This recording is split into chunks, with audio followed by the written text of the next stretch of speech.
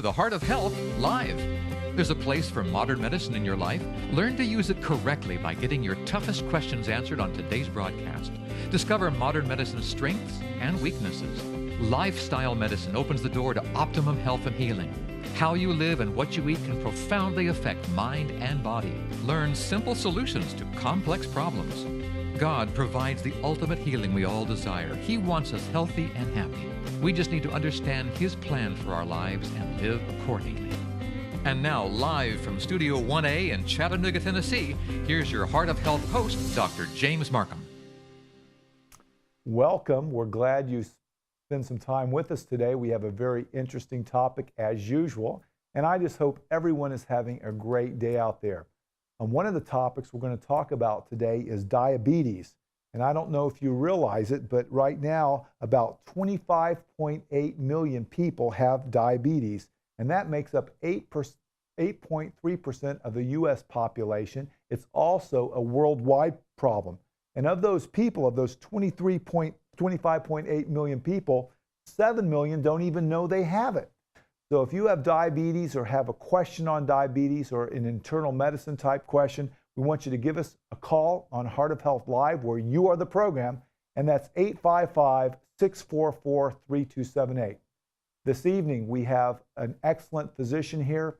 I've practiced with Dr. Vollberg for years. He knows a lot about internal medicine. He likes to prevent disease instead of deal with the complications. And he's here, he's given his time. He's normally in the trenches every day of medicine. He's not a Hollywood doctor. He's a real doctor that sees real patients. We're not trying to sell any gimmicks. We just want to meet your needs, answer your questions, and help bring you to better health.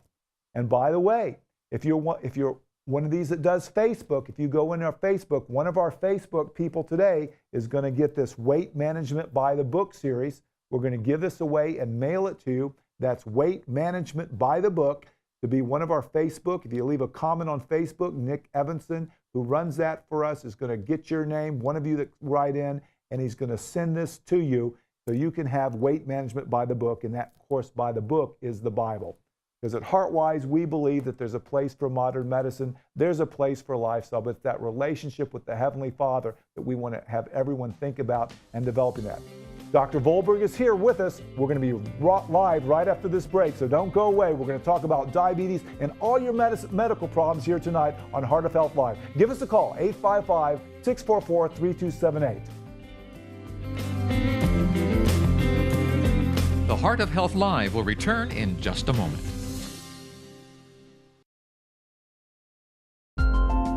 The Heart of Health Live is brought to you by HeartWise Ministries.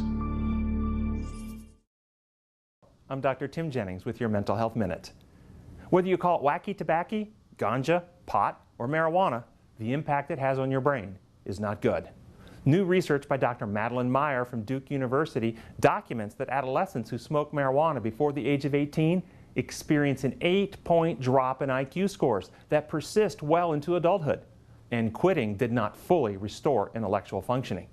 This drop is significant as the average person has an IQ of 100, placing them at the 50th percentile for intelligence. A drop in 8 points would place the person at the 29th percentile for intelligence. This dramatically reduces one's ability to succeed later in life. Other research documents that those who smoke marijuana have higher rates of psychosis, and the risk increases with greater use. To be smart requires a healthy brain. So be smart. Say nope to the dope. To learn more about mental health, visit comeandreason.com. My life is full of statistics. Thing is, I could have dropped out of school and become one myself, but I didn't, because I had people that believed in me. Here's another statistic. 7,000 students drop out every school day. That's one every 26 seconds. It's time that students know that we believe in them. Inspire a student and share your message of support at boostup.org. I'm Dr. James Marcum, and I talk to patients every day who want to know the truth in healthcare. On our website, heartwiseministries.org, you can have your questions answered. You can read my blog where I talk about interesting and controversial subjects in medicine. You might choose to go to the radio or television sections and learn more about all sorts of health topics. Take the time and go to heartwiseministries.org.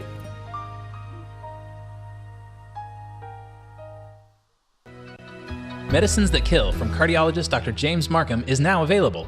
In his newest book, Dr. Marcum explains why he believes that medications may very well be the #1 cause of death in America.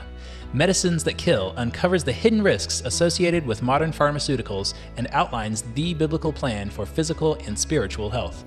To find out how to get your copy, visit our website at heartwiseministries.org or call us toll-free at 855-644-3278.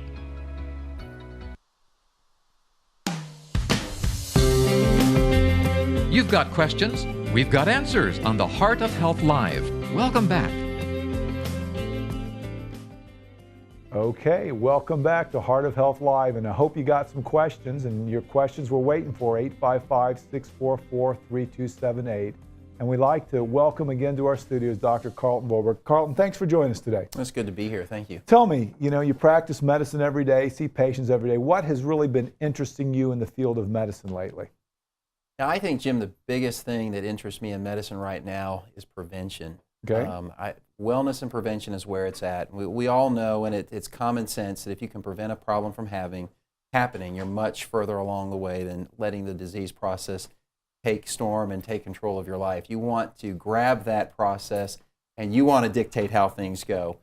So if you can prevent something from happening, you're going to be in the driver's seat in the long run. Yeah, and you look at the way the healthcare dollars are being spent, and it's a lot of it's spent on symptom care. I think someone's going to figure out it's better to prevent problems. We call it disease care. Yeah. The system is really upside down, and there are people out there, some pioneers that are trying to change the system, and there are some good drugs, there are useful procedures out there, but I think the problem is responsibility is shifted. We need responsibility to go back to the patient, to educate the patient, to take some personal responsibility for their health care, instead of relying on a healthcare system to just put Band-Aids on disease processes. Now, how long have you been practicing now? I've been practicing for 17 years. 17 years, and so you've seen some changes. You've got the stars out of your eyes. You've sort of been there on a day-to-day basis. And over the 17 years since you've practiced, what are some of the greatest changes you think have happened in medicine? That's a very good question. You think we're starting to see what we need to do to straighten out some of the problems we have? I think the problems are enormous in this profession. And don't get me wrong, I think that we have many wonderful drugs to help people, some chemotherapeutic agents out there for folks that have cancer and some other things, but I would like to prevent the cancer from happening. Yeah, we find out why you have the cancer instead of worrying about how we're going to treat it, and and you're going to lose your hair, develop fevers and all these different side effects from the chemotherapy. Why are you developing the cancer? Is it environmental? Is it genetic? Is it a combination of the above? Or could it be a dietary or nutritional thing? Are you missing nutrients in your diet because you're eating food out of a can or going to a fast food restaurant for lunch every day, and you're not eating fruits and vegetables out of the garden the way it was intended to be in the Bible? We had a psychiatrist not on too long ago, and I didn't realize the magnitude of mental health problems and stress. A lot of this people come to the doctor's office just because they're under stress and anxiety. Oh, absolutely. And unfortunately, this world is becoming more complicated, not less complicated, and people are feeling, I see, and you ask what I've seen over the last 17 years, what I see is a bunch of stressed out people. And it's worse now than it was when I began my practice years ago. Well, we hope you're not stressed out there, but if we can help you out, de-stress you by answering your questions, give us a call, Heart of Health Live, 855-644-3278. And we've had some questions, Dr. Vollberg, that come in from our website. And unfortunately, diabetes is one of these problems. Type 2 diabetes is one of these problems that's plaguing America now. That's a lot of people, or 7 million people don't even know they have it. But we've had our first question come in to our website. It says, how do I know if I even have diabetes? So let's talk about what some symptoms a person might have. Yeah, so symptoms, obviously, if you have a weight problem, then you probably should be getting into the doctor to get some basic lab work done anyway. Check your cholesterol, check your blood pressure, check your fasting blood sugar, and see if you're running a high blood sugar. Some of those people we call dysmetabolic, where they're not overtly diabetic, but they're kind of running a blood sugar that's a little bit higher than normal. Typically anything over 100, blood sugar over 100 would be considered abnormal. You want your blood sugar to be far below 100. And that's any time, or you have to be fasting? That'd be a fasting blood sugar. Certainly if you're running sugars that are much higher than that even after eating, then there can be some concerns. And you can actually do a glucose tolerance test to see where somebody's going to fall. within the spectrum of dysmetabolic versus diabetic. But if you're having excessive thirst, excessive urination, if you're having sores on your feet that aren't healing, wounds that aren't healing, if you're getting sick all the time, fatigue, lack of energy, vision problems, those can all be manifestations that you may be having something that's going on within your body that would indicate diabetes or prediabetes. Okay, so if you saw that and you ordered, let's say, a blood sugar, what would be the next test, or would that be enough to make the diagnosis? You could make a diagnosis for diabetes with a blood sugar. If somebody's got a blood sugar over, say, 126 and it's fasting, it would raise some significant red flags. You could then follow up with a hemoglobin A1C, which is a marker for diabetes. It's a 3-month marker, really more of what your average blood sugar has been over that 3-month period. I have people come in and say, well, don't check my A1C today because I'm not fasting. Well, it's really not looking at a fasting blood sugar. It's looking at an average reading. And it'll basically say, well, your average sugar, if you've got an A1C of 7.5, your average blood sugar is 180 or 160. And some people, what happens is they may have a normal fasting reading, but since they have impaired glucose metabolism and insulin response, they may spike post-meal up to 200 or 220, and that sugar doesn't fall down because they don't get the insulin response. They have beta cell dysfunction, and so their blood sugar doesn't fall as quickly, and it puts up that overall average, so their A1C will be higher. But yet when you check a fasting reading on a profile, it may look relatively normal. So post-meal spikes can be a big issue. So that's something that the doctor may want to check, is some post-meal blood sugars or a hemoglobin A1C. Now, why do you think the prevalence of diabetes is going up so much? It said just, I got a statistic here, in 1958, just 1.5 million people were diagnosed with type 2 diabetes. Now 18.8 in 2010. You think it's just we weren't making the diagnosis, or you think something else is going on? I think it's both. I think that our standards are more stringent. People are maybe a little more aware of what's going on, and they're getting in and getting checked a little more frequently. But I think the biggest problem is our diets. Diets and lack of exercise. When you go to a movie, what do you get? You get popcorn, you get M&Ms, you get a Coke. So you're basically just filling your body with junk food, with processed food, high fructose corn syrup, refined sugars. Over a period of time, your body is basically going to wear down and not be able to handle those large loads of glucose. It wasn't designed to do that. And each one of us probably has a predetermined amount of insulin, and once you go through that insulin, you've got a problem. So you really just don't want those big surges of insulin in your body that we're getting with the poor diets and then the lack of exercise. Yeah, I talked to some people recently, and they said we just have too much fat. Right. Oh, absolutely. Too much fat. When you look at the obesity epidemic, I think it's approaching, 50%? Yeah. It's unbelievable. And in some states, it's probably even higher. People are just far too sedentary. Now, wouldn't it be great if we could, like I said, you talked earlier about prevention, if you could pick someone up early and say, listen, you start exercising, eating right, maybe you don't have to have this long term. So it used to be early in my career, since we have a drug-happy society and medicine is dictated to a large degree by the pharmaceutical industry, and again, I don't have any beef with the pharmaceutical industry, I think the responsibility falls on the doctor and the patient to work out a relationship. The doctor can help the patient figure out the best way to treat their problem. And oftentimes it includes drug therapy, but I've moved more towards, let's spend a little bit of time educating you on how to prevent this or reverse it without taking a drug. And we can talk a little bit more about some specific things on how one might be able to do that. Because there's lots of ways you can change your chemistry other than pills. That's right. Change your pills. Well, we're talking with Dr. Carlton Vollberg. Our phone number is 855-644-3278, and the phone lines are wide open for your questions. We talked a little bit about diabetes here, but we'll talk about high blood pressure and all sorts of medical problems. Just give us a call, 855-644-3278. We're about ready to go to break right now, but after break, we have a question that's come in about the gout. Everyone might want to listen to that, gout. You can also join us on our Facebook page. Become one of our Facebook friends, or you can join us on our website. It's heartwiseministries.org. We're going to be right back with Dr. Carlton Vollberg after this break, so stay with us. The Heart of Health Live will return in just a moment.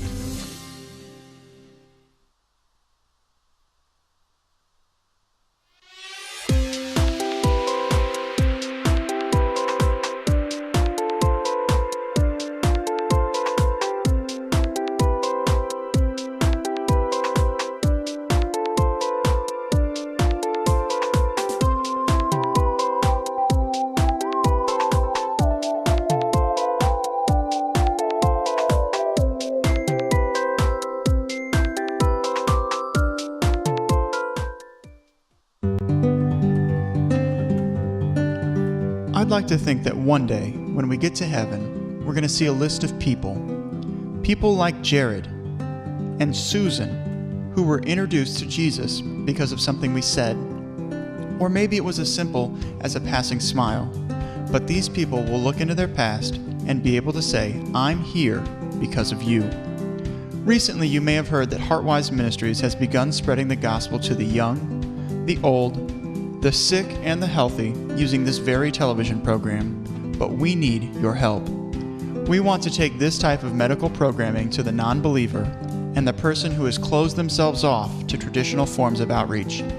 If you believe as we do and want to support Heartwise so that together we can count more names on the Tree of Life, please consider donating today at heartwiseministries.org. That's heartwiseministries.org. Medicines That Kill from cardiologist Dr. James Marcum is now available. In his newest book, Dr. Marcum explains why he believes that medications may very well be the #1 cause of death in America. Medicines That Kill uncovers the hidden risks associated with modern pharmaceuticals and outlines the biblical plan for physical and spiritual health. To find out how to get your copy, visit our website at heartwiseministries.org or call us toll-free at 855-644-3278. Wow, these are really good. You act surprised.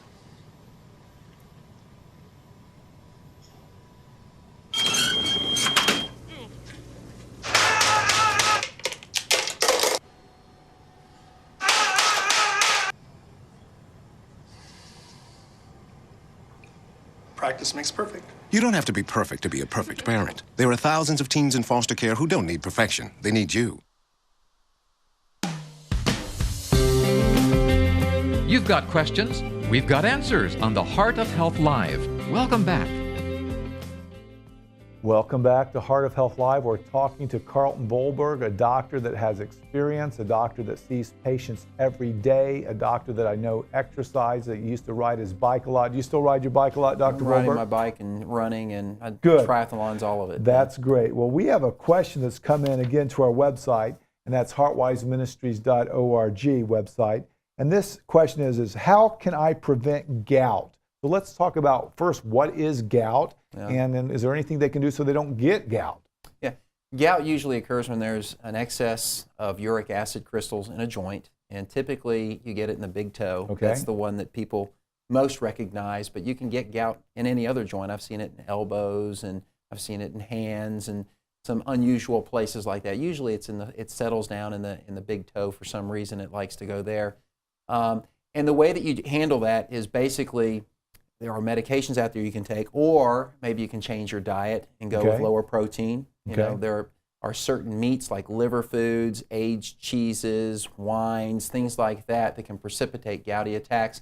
Oftentimes we'll see somebody come in that has been on a drinking binge and they'll have a gouty flare-up, or they've eaten a bunch of fried chicken livers and they'll have a gouty flare-up. I mean, if you just take an inventory of what you're taking in your diet, sometimes you can kind of figure out, you know what, I probably shouldn't have eaten this.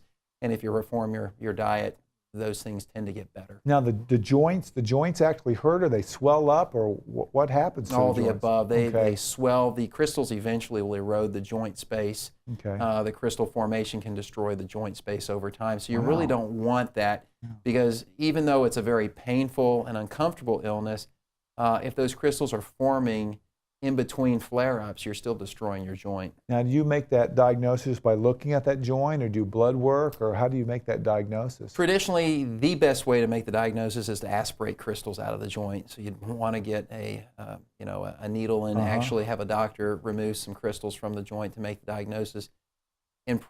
In a practical sense, many doctors make the diagnosis based on symptoms, clinical findings, and then maybe an elevated uric acid in between flare-ups. Okay. Well, I think that answers that. To prevent it with diet, work on some protein foods, that things. Lee, you're on with Dr. Vollberg. Go ahead with your question, Lee.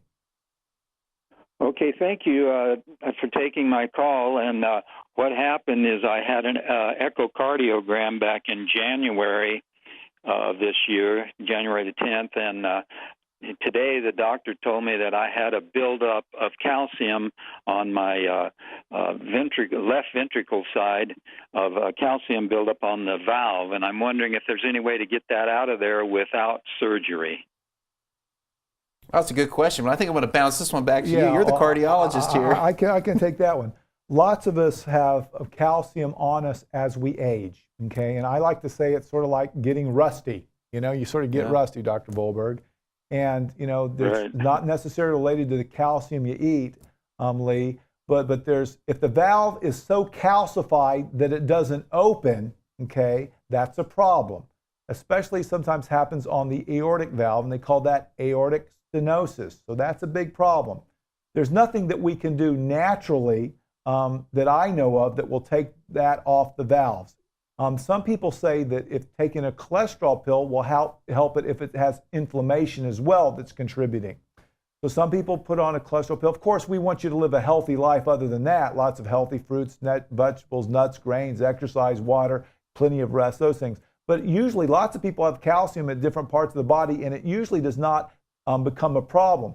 If your valve doesn't open and you're having symptoms from that, then of course we can replace it with the heart valve. So I hope that helps, and I'm sure if the valve's not opening, your cardiologist will check that again.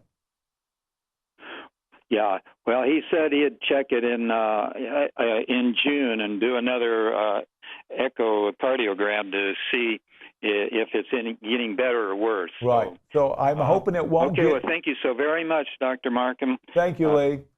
Our next question is coming in from Jim. Jim, you're on with Dr. Carlton Vollberg. Go ahead, Jim. All right. The question I'd like to ask you has to do with my wife and her high blood pressure. She has a very unusual high blood pressure in that it will spike as high as 183 over 123, and then a few hours later perhaps be down in the teens on the systolic and down in the 70s on the diastolic. And she's currently taking Bistolic 20 milligrams twice a day. And just as of yesterday, they prescribed clonidine 0.1 milligram twice a day.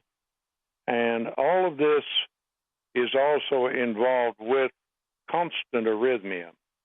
She has constant arrhythmia, and they haven't addressed that as far as treating it, except for the shock treatment.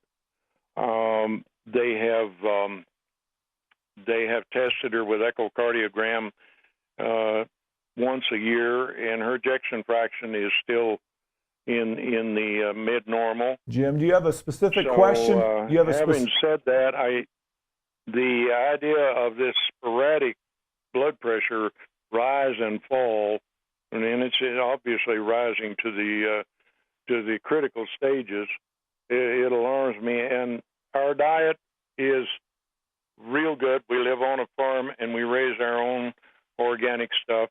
Okay. We eat very little meat, maybe once a week, maybe twice a week on occasion. And she is 76 years old. Okay, Jim, I'm going to let Dr. Vollberg go ahead and comment on erratic blood pressure. Yeah, erratic blood pressure can be difficult to treat, Jim. And, you know, it's one of those things. Your wife is 76 years old. She's probably had high blood pressure for a number of years. And when you have high blood pressure for a long time, it's the blood vessels start to lose their elasticity. They almost become like copper wiring, and it really makes things difficult to treat. And we've got some good medications out there, but even with good medications, sometimes it takes multiple medications to get a blood pressure stabilized, and even then, you can still have some of those spikes. So it sounds like she's just a tough hypertensive patient. We've got tough diabetics, we've got tough people with cholesterol, there are tough people with high blood pressure. And the only thing that I can say is that, you know, do the best you can with your diet, your lifestyle, and she'll probably end up being on medications to some degree for the rest of her life, it sounds like. You know, clonidine's a pretty good one because it does bring it down pretty quick. Oh, it does. It does bring it down quickly, and she's on Bistolic, a beta blocker, so it sounds like that may be good for her arrhythmia problem that she's having too. She had to go on the Bistolic because none of the other betas agreed with her. They made her tired all over, and Bistolic seems to address the cardiovascular system. Bistolic's it's a great drug for what you've described, and I think that with some manipulation of her medication, it may take some work, but they'll get her blood pressure under control. You know, and some other other than what we're doing, you figure that's about it, huh? Well, no, some other things that might help is make sure she's drinking enough water. Right. You know, because sometimes if you're dehydrated, not drinking enough water, the blood pressure can fluctuate. Right. If you have other stress. Absolutely. Yeah. You know, and this perhaps could be one of the factors. Yeah, I mean, because if you don't have fluid in there, it's going to affect the difference. Right. I think people that don't get enough rest, that are tired all the time, have sleep apnea on top. Right. That's another thing that might cause some fluctuations. Okay. Okay, Jim, we will be praying for you and your wife, and just hang in there. I know these problems are tough to deal with, but I think you're on the right path, okay? And thanks for calling. You bet. Thanks a lot, Don. Okay. You know, Dr. Vollberg, you know, everyone out there has so many medical issues, and, you know, of course we can't answer them, but what we can do is we can pray for each other, encourage each other, and listen to each other. Right. Absolutely. We don't know much about the human body, really, when it comes down to it. It's an incredible... And it's changed so much. We still have a line open if you want to give Dr. Vollberg a call. Our phone number is 855-644-3278. That's 855-644-3278.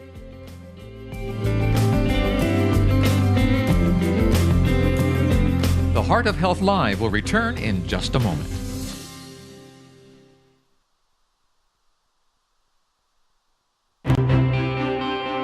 I'm Dr. James Marcum with your medical moment.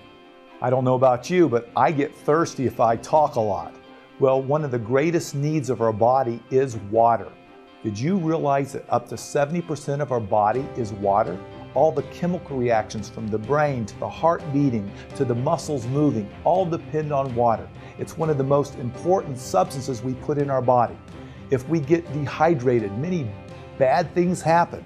We can have inflammation, we can have the blood thickened, we can have blood pressure changes, we can even have our heart race. You don't want to be walking around in the desert. Hydrate yourself. How much do you need? Divide your weight in two, that's about how many ounces. Or drink enough water till your urine comes out clean. Remember, water is one of the most important ingredients we put in ourselves every day. To learn more about your health and discover what Dr. Marcum is doing in your area, visit heartwiseministries.org. Wow, these are really good. You act surprised.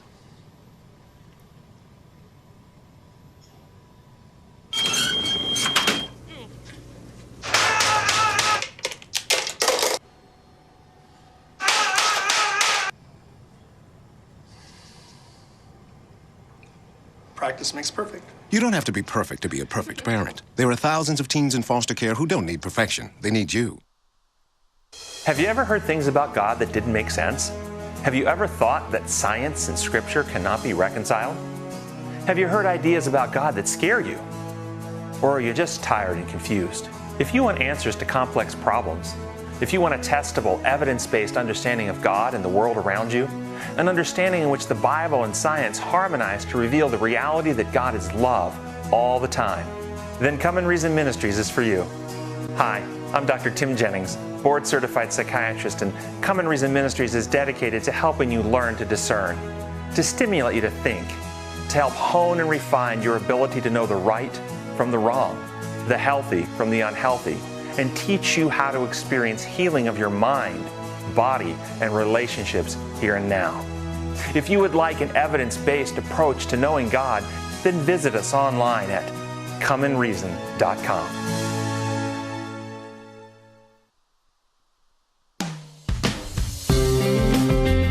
You've got questions, we've got answers on the Heart of Health Live. Welcome back.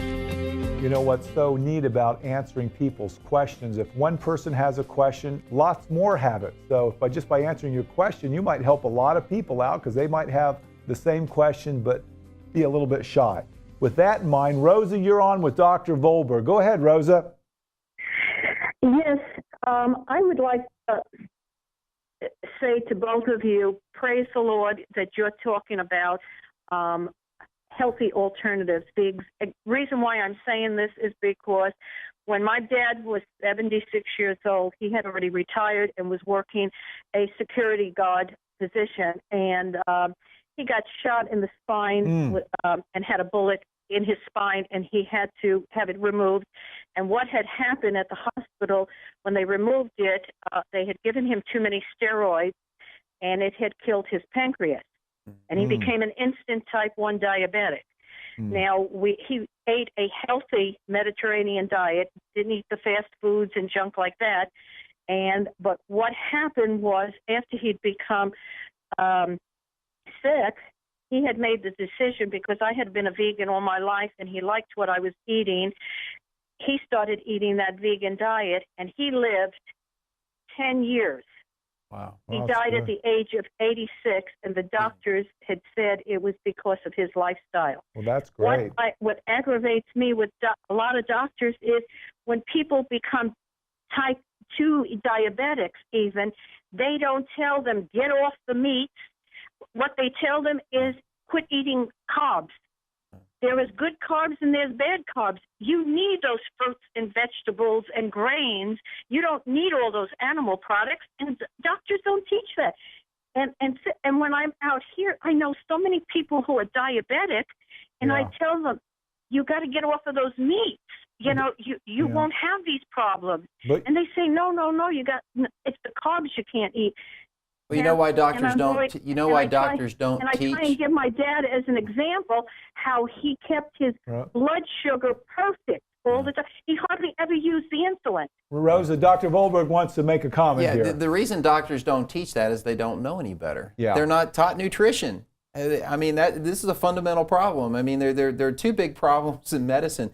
One is they're not taught business, and medicine is actually a business. So they go through all their training. They never learn how to even balance a checkbook, and then they have to run a practice.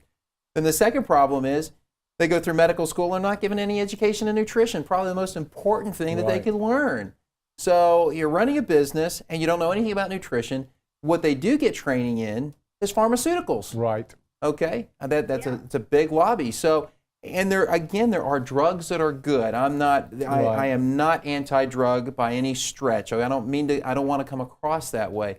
But what I'm saying is, too quickly we're reacting to giving a drug, because the third problem is there's no time. You've got a patient-doctor encounter that's going to last 15 minutes. You don't have time to get into what's in their pantry. So what you're going to do is they come in, they've got a high cholesterol, you're going to reach for Lipitor or simvastatin or something like that, and then you're going to send the patient on their way. Instead, what would be better is to have a little bit more time to spend with the patient. The third-party reimbursement doesn't recognize that time. So your doctor is confronted, unfortunately, in defense of your doctor, the system is stacked against him from day one. And so they are just reacting within the system the way it was designed, and that is a drug-heavy system. And that's my frustration as a practitioner for 17 years. I can't stand that. I hate it. It doesn't feel right. Hey, Rosa, did you have a specific... questions to what you just said. Yeah. One is, why is it that I can pick up a book and research and read and learn about nutrition, but at the same token, they don't do that? And second of all, why is it that insurance companies would rather just spend a couple of minutes instead of you spending more minutes with your patient and helping to prevent them from getting all these bad health issues? I don't understand that. Excellent question. You have very good questions. We could spend a couple of hours talking about. These are huge hurdles, and the healthcare crisis, and this is a whole nother topic, is going to make this a lot worse, because you have a doctor shortage now. Most of them aren't wanting to go into medicine right now. Many are leaving.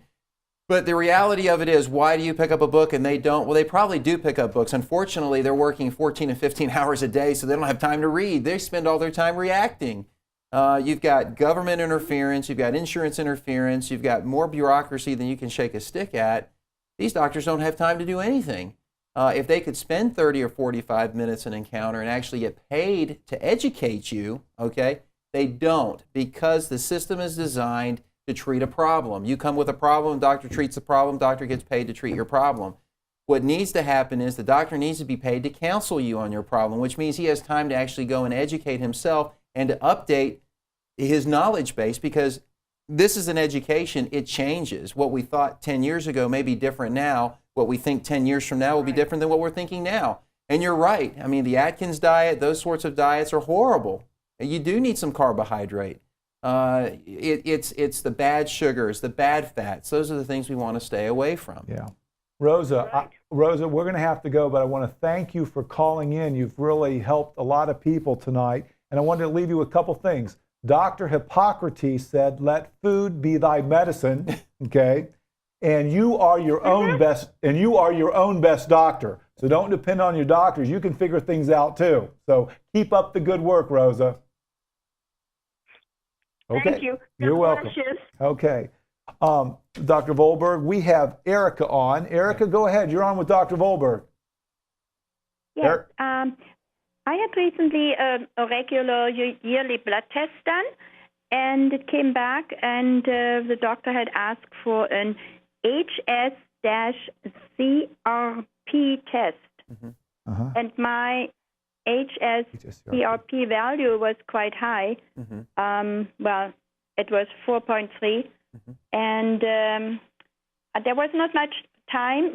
This doctor, I hadn't seen him for 3 years because normally I'm healthy, and he doesn't usually give drugs. He knows a lot about nutrition and prevention.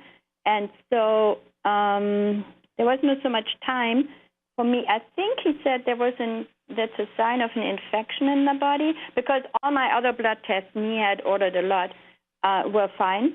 Okay. How old are you? 73. 73. Do you have high cholesterol or high blood pressure or any other problems? No. No. No, and I went on the internet, and I think I read that it's mostly for people that don't have that and will have a cardiovascular event anyway. Well, let me tell you a little bit about C-reactive protein, and maybe this will help you. C-reactive protein is an inflammatory marker, and unfortunately, it can go up for a number of reasons. It can go up for cardiovascular reasons, inflammation, high cholesterol, uncontrolled diabetes, hypertension, all of those things. But it can also go up, if, like you said, if you have a sinus infection or an infection someplace else, if you have a rheumatologic problem, arthritis, rheumatoid arthritis, if you have any issue that causes inflammation in your body, can kick up a C-reactive protein. At the time, I did have a boil, which I really never had before, but and that was a nasty one. And so that could have been the reason? That could be the reason. And so what I would be inclined to do is to repeat the C-reactive protein when your infection is gone. Maybe give it a couple of months and then retest it again. If it stays up, then we may need to do a little more of an investigation to see why that C-reactive protein is elevated. Okay. Erica, thank you for your call. We're glad you called. We're about ready to go to break right now. And if you have calls, Dr. Vollberg. Thank you, Erica. Dr. Vollberg is just now getting warmed up. We're talking about diabetes. We answered a question on C-reactive protein and blood pressure. He can answer your questions too. Give us a call, 855-644-3278. You're on with Dr. Carlton Vollberg. We're going to be right back.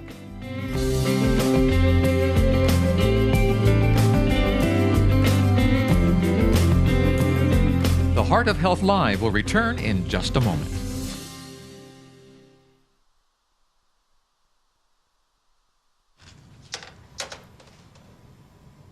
Wow, these are really good. You act surprised.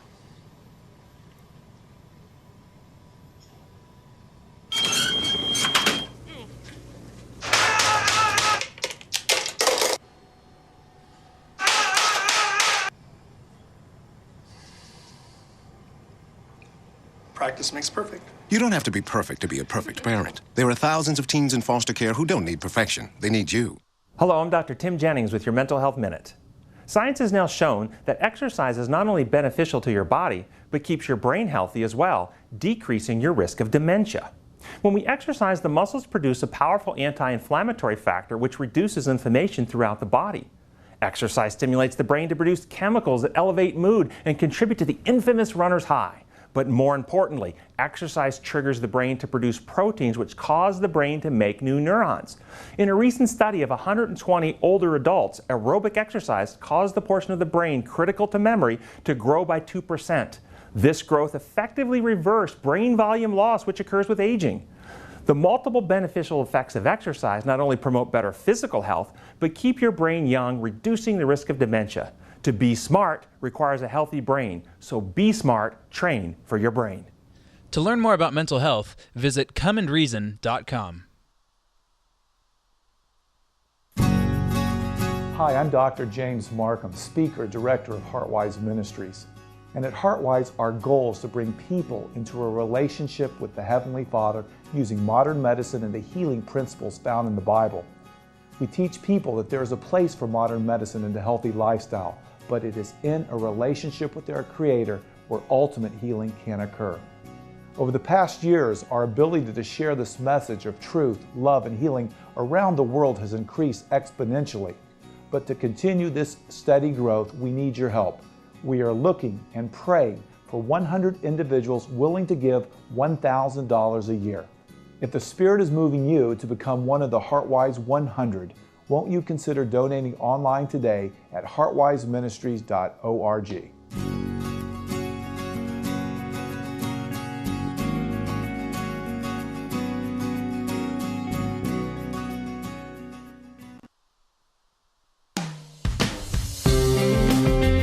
You've got questions, we've got answers on the Heart of Health Live. Welcome back. We've been talking about all sorts of topics with internist Dr. Carlton Vollberg, and I don't want you to forget those that follow us on Facebook. We're going to have a drawing, and one of the people that enters some Facebook information is going to get this program, Weight Management by the Book.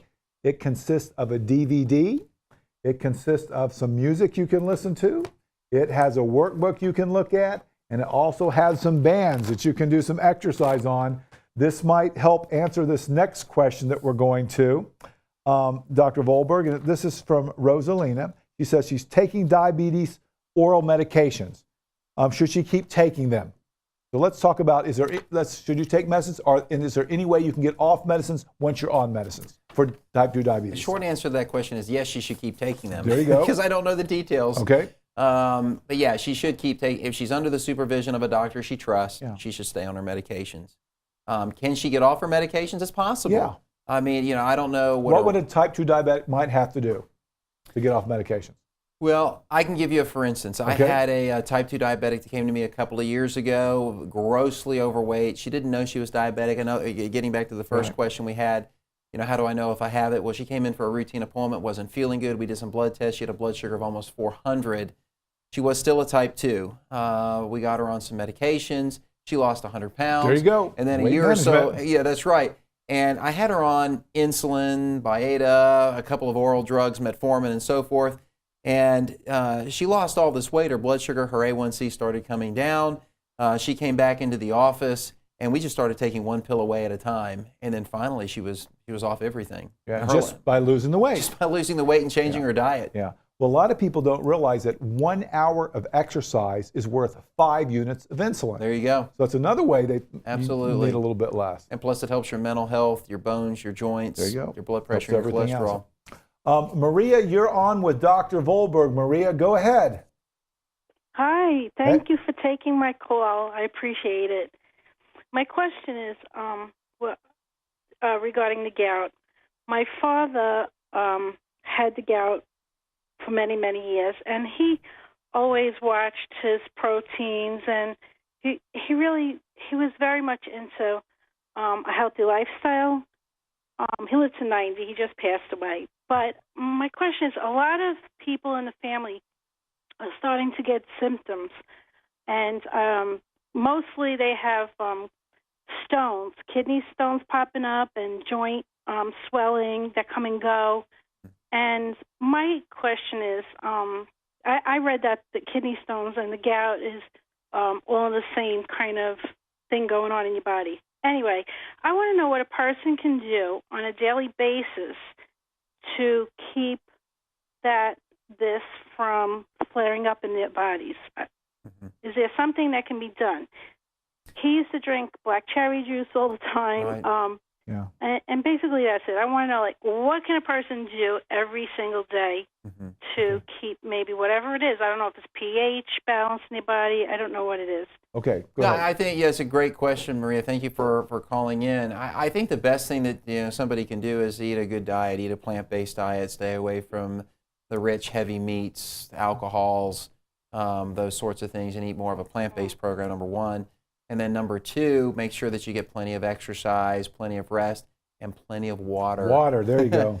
Don't, people that drink 6 and 8 cups of coffee a day, and they're going to be more prone to kidney stones and the other issues. People that drink a lot of soft drinks are more prone to kidney stones and so forth. So if you will maintain your hydration and eat a good diet and stay active, you'll put yourself in a better position. At the lowest risk. At the lowest risk. And then sometimes you do have to take some medication. If some genetics may play a role here if you've got multiple family members that have issues. And there are some medications that you can take to reduce the levels of uric acid in your system to prevent the gouty attacks from happening. But I would certainly exhaust all the lifestyle opportunities first. There you go. Well, thanks for calling, Maria. We're going to be praying for you, okay? I appreciate your call. Taking my call. Thank Thanks, you. Thank Maria. you for your prayers. Appreciate it. You know, are they still using allopurinol sometimes? They do use gout, allopurinol. And, I think that she made a good point. Sometimes you can live the perfect lifestyle. And still have issues. Because it's not a perfect world, in genetics do take a role. I think that the problem is not that we don't have some decent treatment options for various diseases. The problem is that you listen to the commercials on TV, ask your doctor if this drug is right for you.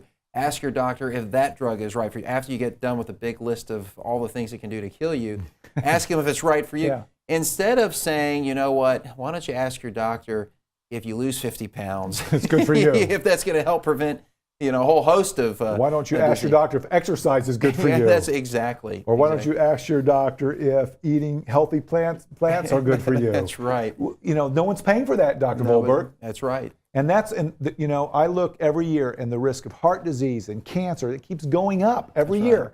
And, we got to get on a new pathway. Well, we had somebody that called in a few minutes ago that said, I read these books. Why can't my doctor read these books? That was a good question. Maybe you should find one that does. If you can find one that does.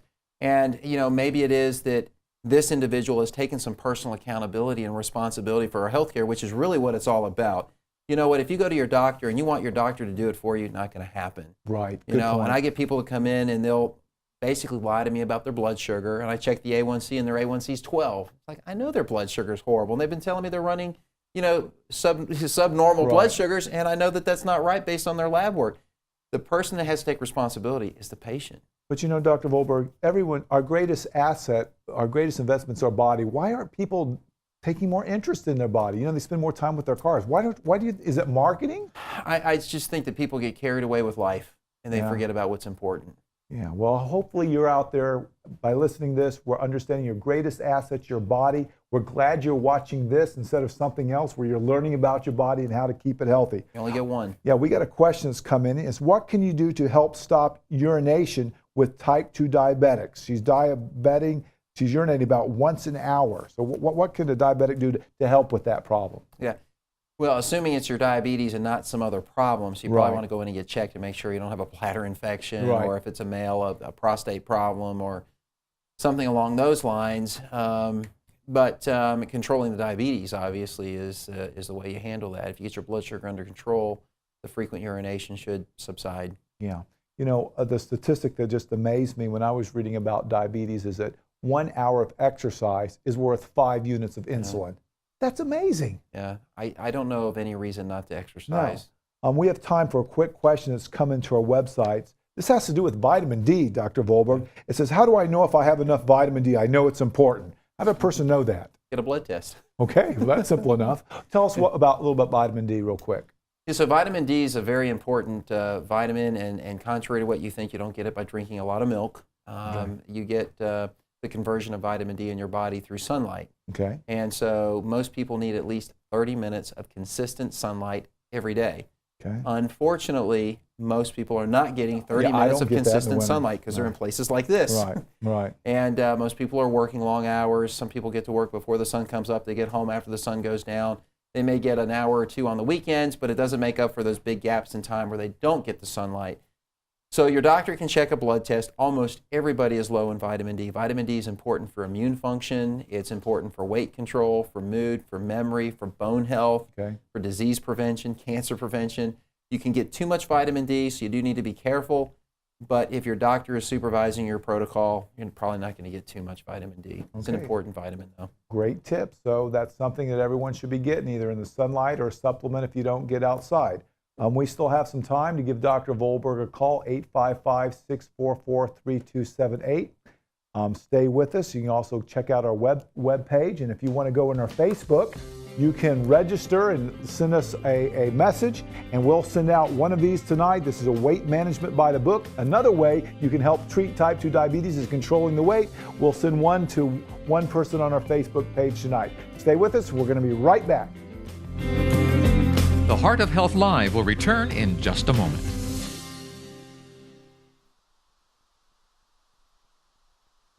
I'm Dr. James Marcum, and I talk to patients every day who want to know the truth in healthcare. On our website, heartwiseministries.org, you can have your questions answered. You can read my blog where I talk about interesting and controversial subjects in medicine. You might choose to go to the radio or television sections and learn more about all sorts of health topics. Take the time and go to heartwiseministries.org.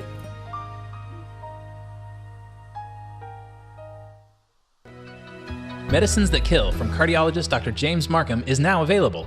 In his newest book, Dr. Marcum explains why he believes that medications may very well be the #1 cause of death in America. Medicines That Kill uncovers the hidden risks associated with modern pharmaceuticals and outlines the biblical plan for physical and spiritual health. To find out how to get your copy, visit our website at heartwiseministries.org or call us toll-free at 855-644-3278.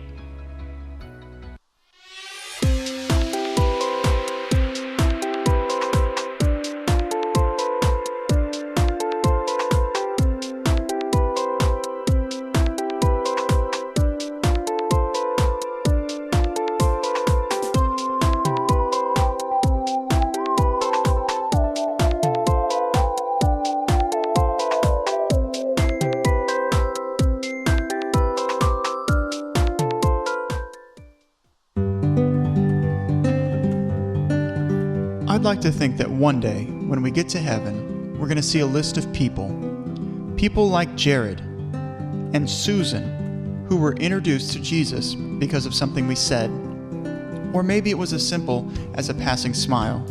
But these people will look into their past and be able to say, I'm here because of you. Recently, you may have heard that Heartwise Ministries has begun spreading the gospel to the young, the old, the sick, and the healthy using this very television program. But we need your help. We want to take this type of medical programming to the non-believer and the person who has closed themselves off to traditional forms of outreach. If you believe as we do and want to support Heartwise so that together we can count more names on the Tree of Life, please consider donating today at heartwiseministries.org. That's heartwiseministries.org.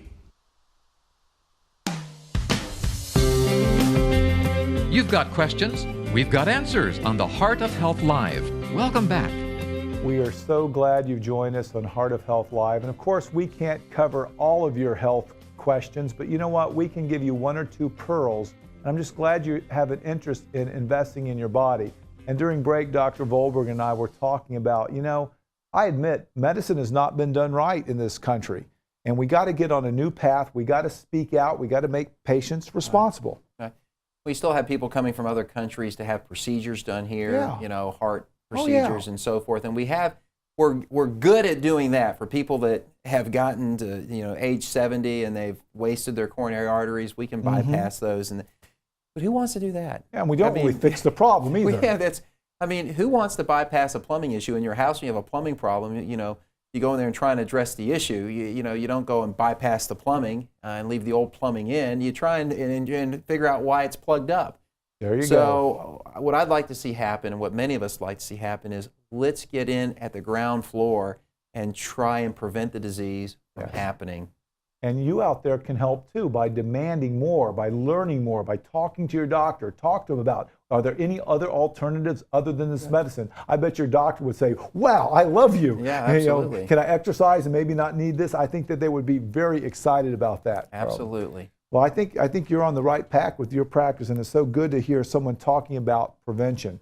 We're about ready with another question here. I think they're getting it ready for Marjorie. I don't think they're... Marjorie, you're on with us. Go ahead with Dr. Vollberg here. Going to have to make it quick. Yes, We're in our last segment. I'd like to ask you a very important question. Go ahead. I'm a type 2 diabetic, and I'm on metformin at 1,000 milligrams twice a day. Now, I think that metformin is making me hungry. And even though I try to diet and exercise as much as I can, I feel like I'm taking 2 steps forward and 1 step back, because I've listened to a couple of doctors who told me that metformin does make you hungry. And I do feel hungry all the time. And I'm wondering whether the medication is attributing to the hunger that I feel all the time. That's a very good question, and there's lots of reasons for why you might. Have you ever heard that? Yeah. Well, sometimes, and maybe it is that you're falling blood sugars. Maybe you're dropping your sugars too much. I don't know. How are your sugars running? Well, they're high in the morning, but I check it twice a day. Okay. Sometimes when you take it just fluctuates. Okay. A falling blood sugar will really stimulate somebody's appetite. So if your sugar is dropping, or if you're eating the wrong types of food and your sugar is dropping, it'll stimulate you to want to eat more. And maybe your sugars are sliding around a little bit and stimulating your appetite. Maybe you need a little more stability in your diet. I don't know exactly what your diet consists of. You may want to look back at what you're actually eating. Some of the more starchy, high carb stuff may drop your sugar. Elevate your sugar, and then you take the medications and it drops your sugar and stimulates your appetite that way. Falling blood sugar basically stimulates appetite. But do you think that metformin would induce an appetite? It's possible. I would probably look at everything. I'd probably look at the meds, the metformin. I'd probably look at what you're eating, the food, because certain foods will stimulate your appetite too. Well, Margie, I'm sorry we're going to have to leave you, but we'll just be praying for you. And we want to thank Dr. Vollberg for joining us on Heart of Health Live. Dr. Vollberg, thanks for joining us. Good to be here. We're glad you came. We're going to have you again. What we're going to do is we're going to collect all the questions that we get from our website, and we'll have you come back again. I think you've given some great valuable information to everybody about how they can improve their health, and it starts with us asking questions, just like we've done tonight. If you're interested, you can give us a call on our program every week. It's 855-644-3278. You can be part of our Facebook team, or you can join us on our website. That's heartwiseministries.org. I'm Dr. James Marcum, thanking Dr. Carlton Vollberg for joining us this evening on Heart of Health Live.